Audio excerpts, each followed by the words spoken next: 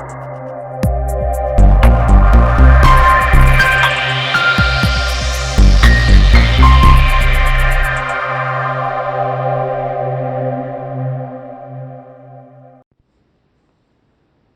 sejahtera Bapak, Ibu, serta saudara-saudari semua. Untuk mengawali renungan tentang firman Tuhan ini, mari kita bersatu dalam doa.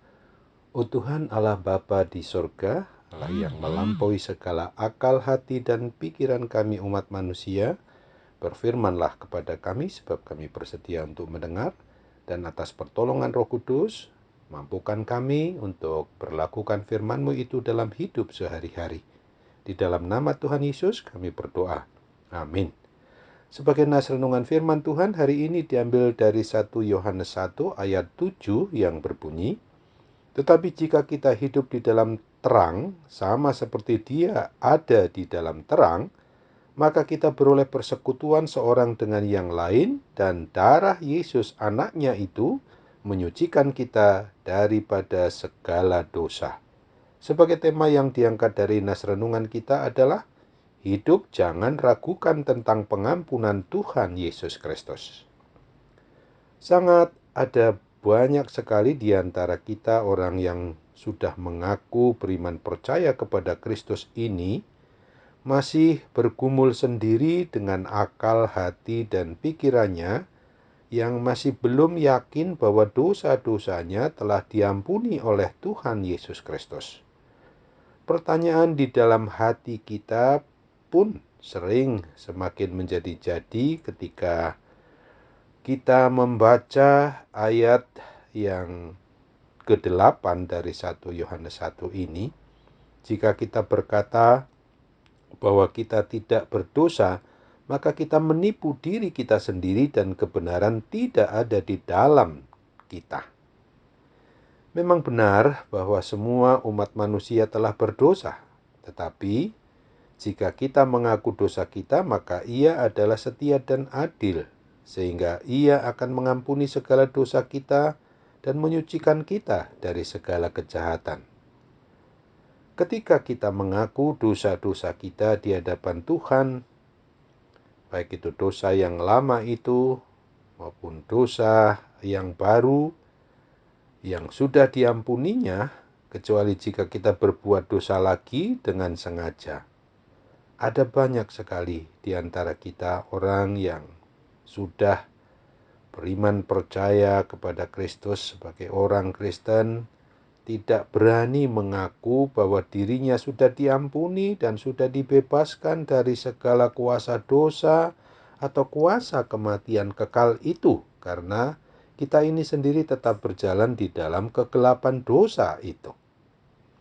Berjalan di dalam gelap bukan hanya berbicara tentang melakukan perbuatan-perbuatan jahat, seperti membunuh atau mencuri atau berzinah, tetapi Alkitab, kitab suci kita juga telah menegaskan, menyatakan kepada kita bahwa ketika kita membenci saudara kita berarti kita masih berada di dalam kegelapan. Sebagaimana dinyatakan dalam 1 Yohanes 2 ayat 9 dan 10, barang siapa berkata bahwa ia berada di dalam terang tetapi ia membenci saudaranya, maka ia berada di dalam kegelapan sampai sekarang. Barang siapa mengasihi saudaranya, ia tetap berada di dalam terang, dan di dalam dia tidak ada penyesatan. Kita harus mengerti tentang kebenaran firman Tuhan dan meyakini bahwa firman-Nya itu ya dan amin. Jika kita tidak mengerti kebenaran ini, maka akan sampai selama-lamanya kita akan terus terbelenggu oleh rasa bersalah dan hidup dalam ketakutan karena dosa kesalahan kita itu. Sebagaimana ditegaskan dalam Yohanes 8 ayat 32, dan kamu akan mengetahui kebenaran, dan kebenaran itu akan memerdekakan kamu. Jika Tuhan Yesus Kristus sudah berfirman kepada kita bahwa darah-Nya telah menyucikan segala dosa kita, maka kita harus percaya tentang kebenaran ini, bahwa jadi apabila anak itu memerdekakan kamu, kamu pun benar-benar merdeka. Artinya, jika melalui dan di dalam pengorbanan Tuhan Yesus Kristus kita sudah dibebaskan dari segala dosa dan kesalahan kita, bahkan dibebaskan dari kuasa maut itu, maka kita benar-benar telah diampuninya.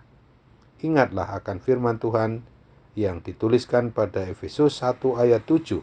Sebab di dalam Dia dan oleh darahnya kita beroleh penebusan, yaitu pengampunan dosa menurut kekayaan kasih karunia-Nya. Amin. Mari kita kembali bersatu dalam doa.